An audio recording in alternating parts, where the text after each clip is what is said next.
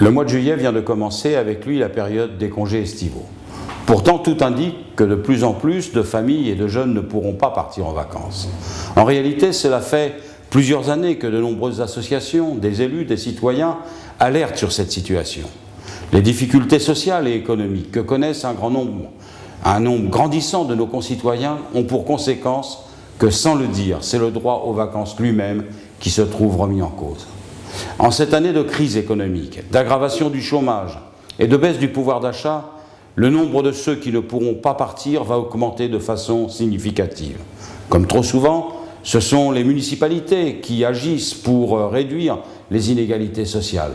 Cela n'est jamais complètement suffisant, bien sûr.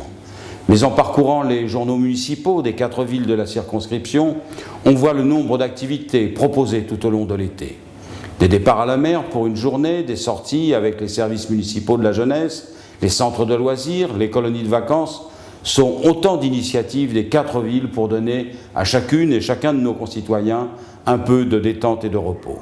En réalité, au vu de la situation, plus de 70 ans après les premiers congés payés, il apparaît important de remettre sur le tapis la notion même du droit aux vacances. Car pour ma part, les congés ne doivent pas être un luxe accessible uniquement à ceux qui en ont les moyens, mais bien au contraire, un droit pour tous.